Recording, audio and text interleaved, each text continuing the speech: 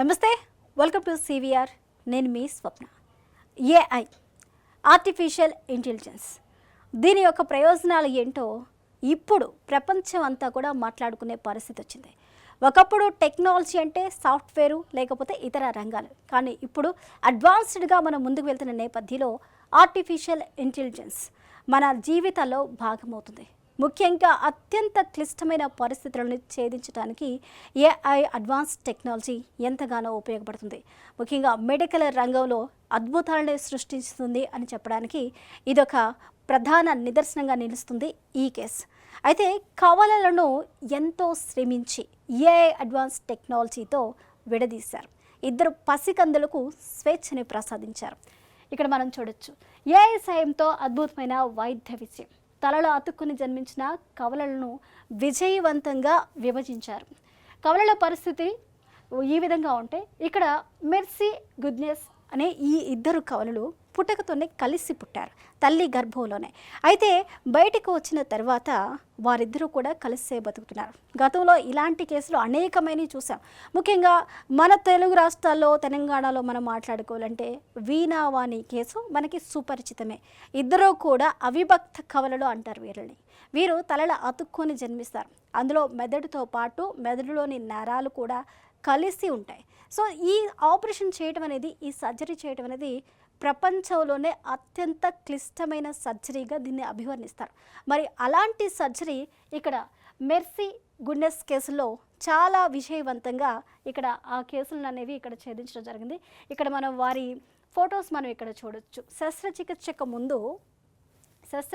ముందు తలభాగాలు రెండు కూడా, పసిపిల్లల తలభాగాలు రెండు ఏ విధంగా అతుక్కొని పుట్టారు అనేది ఈ చిత్రంలో మనం చూసినట్లయితే, శస్త్రచికిత్స తర్వాత ఇక్కడ ఇద్దరు అయిపోయిన తర్వాత ఎంత క్యూట్గా ఇద్దరు పిల్లలు ఇక్కడ కలిసి విడివిడిగా ఇక్కడ ఉన్నారు అనేది ఈ రెండు చిత్రాలు చూస్తే ఆ డిఫరెన్స్ అనేది మనకి చాలా స్పష్టంగా కనిపిస్తుంది.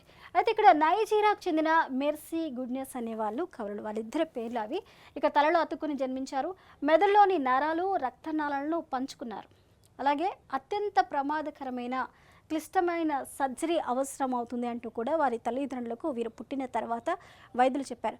కానీ అది ఎంత క్లిష్టమైనది అనేది వారు ఎక్స్ప్లెయిన్ చేస్తుంటే అక్కడ వారి తల్లిదండ్రులు కావచ్చు, అక్కడ వైద్య రంగంలో ఉన్న నిపుణులు కావచ్చు, ఆశ్చర్యానికి గురి చేశారు. కానీ ఈ కేసుని ఎలాగైనా సరే విజయవంతంగా చేయాలి, పూర్తిగా ఆ చిన్న పసి ప్రాణాలకు స్వేచ్ఛని ప్రసాదించాలి.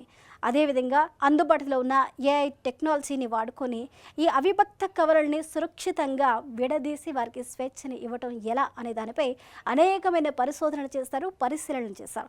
చేసిన తర్వాత విజయవంతంగా ఈ సర్జరీని వారు పూర్తి చేయడం జరిగింది. ఇందులో అనేకమైన స్ట్రగుల్స్ ఉన్నాయంటూ కూడా చెప్తున్నారు. ఏఐ సాయంతో తలలో అతుక్కుని జన్మించిన అవిభక్త కవలలకు విజయవంతమైన శస్త్రచికిత్స.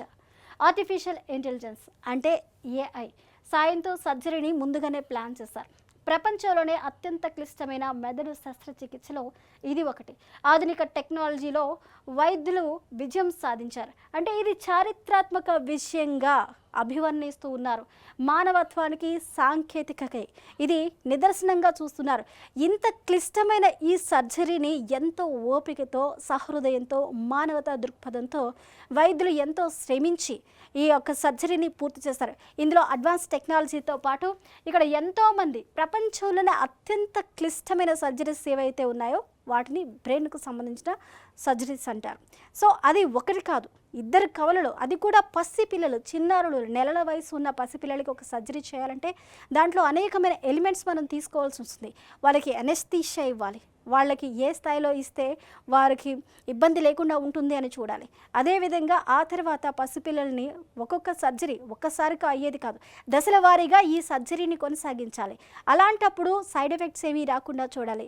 ఎంతోమంది వైద్య నిపుణులు పర్యవేక్షణలో ఇలాంటి హై రిస్క్ సర్జరీలు చేయవలసి ఉంటుంది. సో దాని వెనకాల శ్రమ అంతా ఇంతా కాదు. ఎంత శ్రమ పడినప్పటికీ కూడా మానవత్వం ఇక్కడ గెలిచింది. ఆ చిన్నారులకు స్వేచ్ఛని ప్రసాదించింది ఏఐ అడ్వాన్స్ టెక్నాలజీ.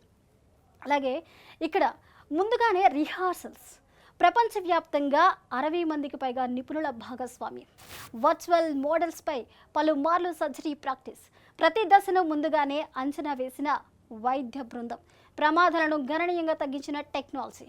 ముందస్తు రిహార్సల్స్ అంటే ఏదైనా మనం ఒక చిన్న పని చేయాలి అంటే 10 సార్లు ప్రాక్టీస్ చేస్తాం, చదువుకోవాలన్నా 10 సార్లు చదువుతాం. సో అలాంటిది ఇంత క్లిష్టమైన సర్జరీ చేయాలంటే ప్రాక్టీస్ అనేది ఎంత అవసరం. ఒక చిన్న పొరపాటు నిండు నూరేళ్లు బతకవలసిన చిన్నారుల ప్రాణాలని గాల్లో పెడుతుంది. సో అలాంటి హై రిస్క్ ఎలాంటివి లేకుండా ముందుగానే 60 మంది దీనికి సంబంధించి ప్రాక్టీస్ చేశారు. అది కూడా పలుమార్లు వర్చువల్ మోడల్పై పలుమార్లు సర్జరీకి ప్రాక్టీస్ చేశారు. అంటే ముందుగానే ఈ ఏఐ ఆర్టిఫిషియల్ ఇంటెలిజెన్స్ ద్వారా సిటీ స్కాన్ కావచ్చు, ఎంఆర్ఐ కావచ్చు, ఇవన్నీ కూడా ముందుగానే పరిస్థితులు ఏంటి, లోపల మెదడు భాగం ఎంత మేర కలిసి ఉన్నాయి, రక్తనాళాలు ఏ విధంగా అల్లుకుపోయాయి అంటూ కూడా ముందుగానే పరీక్షిస్తారు. ఆ తర్వాత డైరెక్ట్గా సర్జరీ అనేది అటెంప్ట్ చేయలేరు కాబట్టి వర్చువల్గా ఆ పిక్చర్స్ని వారు సిస్టంలో అంటే కంప్యూటర్లో అవన్నీ కూడా వారు అప్లోడ్ చేసుకొని వారు ఎంతో శ్రద్ధతో ఆ సర్జరీని ఏది ఎక్కడ స్టార్ట్ చేస్తే ఏమవుతుంది, దేంట్లో మనం ఇలాంటి సర్జరీ ఏ విధంగా చేస్తే రిస్క్ ఫ్యాక్టర్స్ ఎక్కువగా ఉంటాయి, ఎలా చేస్తే దీంట్లో రిస్క్ ఫ్యాక్టర్స్ తక్కువ చేయొచ్చు అంటూ కూడా అందరూ కలిసి ఇక మోడల్ సర్జరీపై వర్చువల్ మోడల్ సర్జరీపై పలుమార్లు ప్రాక్టీస్ చేయడం జరిగింది. అలాగే ప్రతి దశను ముందుగానే అంచనా వేశారు వైద్యుల బృందం. ఎస్, వైద్యులు అంటేనే ప్రాణదాతలు, అదే అందరికీ తెలిసిందే. ఎవరైనా సరే ముందుగా వైద్యునికి నిజం చెప్పాలి అంటారు. ఎందుకంటే వైద్యులకు అబద్ధం చెప్తే ఆ రోగం నయం అవ్వదు. సో అలాంటి వైద్యులు ప్రతి దశలో ముందుగానే అంచనా వేస్తున్నారు. ఏమవుతుంది, ఏం జరుగుతుంది అనేది వారికి ఆటోమేటిక్గా అర్థమైపోతుంది. సో ఇది సెన్సిటివ్ కేసు కాబట్టి దానిని ఇంకా సున్నితంగా డీల్ చేయవలసిన అవసరం ఉంది. కాబట్టి ప్రతి దశలోనూ ఎలాంటి కాంప్లికేషన్స్ వస్తాయి, ఎలాంటి డిసడ్వాంటేజెస్ ఉంటాయి, అదేవిధంగా ఎలాంటి రిస్క్ లేకుండా ఈ సర్జరీ చేయటం ఎలాగా అనేది, ఎలాంటి వస్తాయనేది ముందుగానే వైద్యుల బృందం ఇవి అంచనా వేసి దానికి ప్రికాషన్స్ అనేవి ముందుగానే అరేంజ్ చేసుకొని పెట్టుకోవాలి. ఫర్ ఎగ్జాంపుల్ సర్జరీ చేసేటప్పుడు కొంతమందికి బీపీ డౌన్ అవుతుంది, షుగర్ లెవెల్స్ పడిపోతాయి. అలాంటప్పుడు ఇమీడియట్గా దానికి కావాల్సిన మెడిసిన్ కావచ్చు, దానికి కావాల్సిన ప్రొఫెషనల్ డాక్టర్స్ కావచ్చు, మెడికల్ సపోర్ట్ కావచ్చు, ఇవన్నీ కూడా ఎమర్జెన్సీ వైజ్ ఏదైనా బై డిఫాల్ట్ ఏదైనా జరిగితే ఎమర్జెన్సీ వైజ్ ఏముంటుంది, ఆ రిస్క్ని తగ్గించడానికి కావాల్సిన ఫ్యాక్టర్స్ ఏంటి అనేవి ముందుగానే వారందరూ కూడా అంచనా వేశారు. దానికి తగిన చర్యలు కూడా వారు తీసుకున్నారు. అలాగే ప్రమాదాలను గణనీయంగా తగ్గించిన టెక్నాలజీ. ఈ టెక్నాలజీ యూజ్ చేసిన తర్వాత మనుషులకి టెక్నాలజీకి ఎంతైనా చాలా వ్యత్యాసం ఉంటుంది. మనుషులు ఒకదాన్ని ఒక స్థాయి వరకే మనం చూడగలం, కానీ టెక్నాలజీ కొన్ని వందల రెట్లు అధికంగా క్షుణ్ణంగా పరిశీలించగలదు.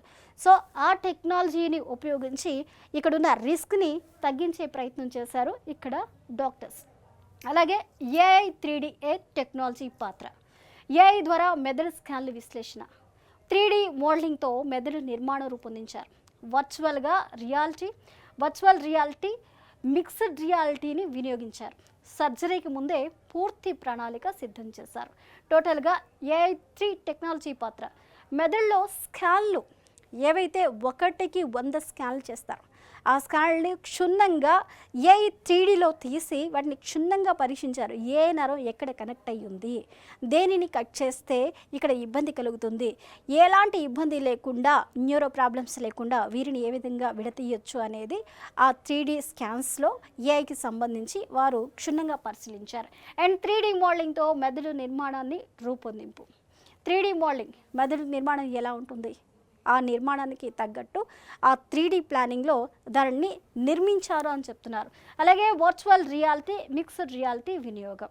సో వర్చువల్గా ఇక్కడ వాళ్ళు సర్జరీ చేస్తున్న ప్రతిసారి ఏఐలో వారికి అక్కడ కనిపిస్తూ ఉంటుంది. వారు ఏం చేస్తున్నారు, ఎక్కడ వారు సిజర్స్ పెడుతున్నారు, ఎలాంటి సర్జరీ చేస్తున్నారు అనేది టోటల్గా వారికి వర్చువల్ వారు చేస్తున్నంతసేపు అక్కడ విజువల్ అనేది వారికి కనిపిస్తూనే ఉంటుంది. దాని ఆధారంగా దాని అనుగుణంగా వారు చాలా కేర్ఫుల్గా ఈ సర్జరీ చేస్తారు. ఇందులో virtual reality and mixed reality రెండు, ఒక హ్యూమన్ వైజ్ కావచ్చు, టెక్నాలజీ వైజ్ కావచ్చు, రెండు కూడా మిక్స్ అండ్ మ్యాచ్ చేసి ఈ యొక్క టెక్నాలజీని యూజ్ చేసి ఈ సర్జరీని వీరు సక్సెస్ఫుల్గా కంప్లీట్ చేస్తారు. అండ్ సర్జరీకి ముందే పూర్తి ప్రణాళిక సిద్ధం. ఎస్, ఏదైనా ఒక చిన్న సర్జరీ చేయాలి అంటేనే దానికి కావాల్సిన ఆస్పెక్ట్స్ ఏవైతే ఉన్నాయో వాటన్నిటిని ముందే మనం సిద్ధం చేసుకుంటాం.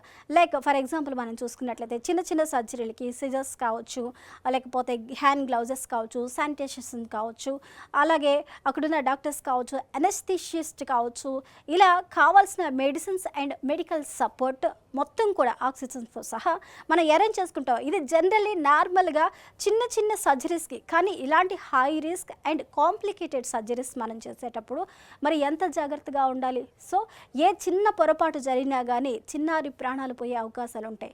అందుకే ఎక్కడా కూడా ఏ రిస్క్ తీసుకోకుండా అన్ని ప్రణాళికలను ముందుగా సర్జరీ కావాల్సిన అన్నీ కూడా ఇక్కడ సిద్ధం చేసుకున్నారు. అలాగే ఏఐ సైతం కస్టమ్ స్కల్ ఇంప్లాంట్ తయారీ. ఇక్కడ చూస్తున్నారా, ఏఐ ద్వారా కస్టమ్ స్కల్ ఇంప్లాంట్స్ తయారీ. అవిభక్త కవలలు ఇద్దరు కూడా కలిసి పుట్టారు. కలిసి పుట్టినప్పుడు ఎప్పుడైతే మనం సర్జరీతో కట్ చేసి వారిని విడదీస్తామో, సర్జరీ చేసి విడదీస్తామో, అప్పుడు ఆ స్కల్ అనేది కొంచెం ఓపెన్గా ఉంటుంది. ఇద్దరికీ కూడా ఇద్దరు చిన్నారులు కూడా స్కల్ ఓపెన్ ఉంటుంది. అలాంటప్పుడు అక్కడ స్కల్ ఇంప్లాంటేషన్ అనేది మ్యాండేటరీ. ఆ హోల్ని కంప్లీట్ చేసి క్లోజ్ చేయాలంటే ఆ ఇంప్లాంటేషన్ అనేది కంపల్సరీ. సో అలాంటప్పుడు ఏం చేస్తారు, మనకి హ్యూమన్స్కి సంబంధించి అవి ఆటోమేటిక్గా జనరేట్ అయ్యే అవకాశాలు ఉంటే ఖచ్చితంగా అది టోటల్ లాంగ్ టైం పడుతుంది, కొన్ని ఇయర్స్ పడుతుంది. కానీ స్కల్ విషయానికి వచ్చేసరికి అవి చాలా చాలా కాంప్లికేటెడ్గా ఉంటాయి. సో ముందుగానే ఆ స్కల్ ఓపెన్ ఉండకూడదు. కాబట్టి ఇక్కడ ఏఐ సాయంతో స్కల్ని డిజైన్ చేసి అండ్ ఇంప్లాంట్ చేశారు. అంటే హ్యూమన్లో ఉన్న కణాలు ఏవైతే ఉన్నాయో స్కల్కి సంబంధించి అలా డిజైన్ చేసి ఆ స్కల్ని ఆ చిన్నారులకి ఎక్కడైతే విడదీశారో ఆ ప్రాంతంలో ఆ స్కల్ ఇంప్లాంటేషన్ అనేది ఇక్కడ వారికి క్లోజ్ చేయడానికి యూస్ చేశారు. రోగికి అనుగుణంగా ప్రత్యేక ఇంప్లాంట్ రూపకల్పన, 4 దశలో శస్త్రచికిత్స నిర్వహణ.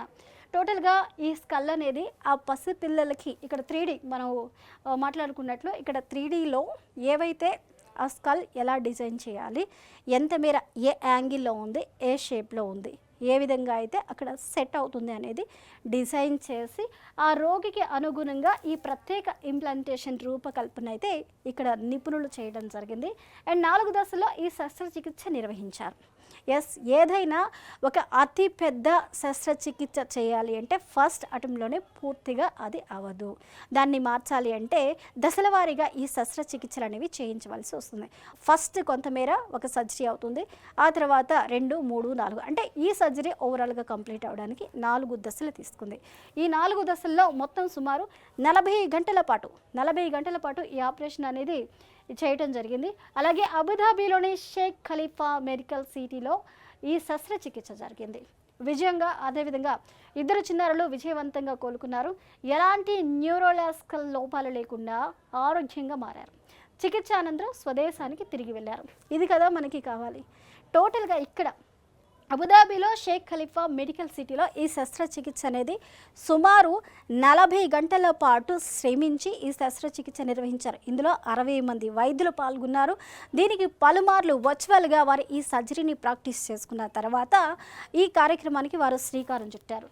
ఇద్దరు చిన్నారులను విజయవంతంగా విడదీసి వారు పూర్తిగా కోలుకున్న తర్వాత ఎలాంటి న్యూరో ప్రాబ్లమ్స్ లేకుండా, ఎలాంటి కాంప్లికేషన్స్ లేకుండా పూర్తిగా ఆ చిన్నారుల్ని ఇక్కడ మనం ఈ వీడియోలో చూస్తున్నట్లు పూర్తిగా ఆ చిన్నారుల్ని మనం ఇక్కడ ఈ పిక్చర్స్లో మనం చూడొచ్చు. ఈ పిక్చర్లో మనం చూస్తున్నట్లు ఇలా కలిసి ఉన్న ఈ చిన్నారుల్ని విజయవంతంగా సర్జరీ చేసి ఇలా చక్కగా నవ్వుతూ క్యూట్గా హెల్దీగా ఎలాంటి కాంప్లికేషన్స్ లేకుండా చిన్నారులను వారి యొక్క దేశానికి వారు పంపించారు. సో ఒకవేళ ఈ టెక్నాలజీ కానీ గతంలోనే ఒక 20 ఏళ్ల క్రితం ఉన్నట్లయితే వీణావాణి కేసు మనకు తెలిసిందే. ఆ కేసులో కూడా వారు ఇదే విధంగా విడిపోయి ఎవరి జీవితాన్ని వారు స్వేచ్ఛగా గడిపేసేవారు. కానీ అప్పుడు ఆ టెక్నాలజీ మనకు అందుబాటులో లేదు కాబట్టి వారు ఇప్పటికీ కూడా అదే విధంగా ఉన్నారు. కానీ ఇప్పుడు అంది వచ్చిన అడ్వాన్స్ టెక్నాలజీని ఉపయోగించి ఈ చిన్నారులకి స్వేచ్ఛనిచ్చారు మన వైద్యులు. ఇది ఈనాటి special story. This is Swapna signing off.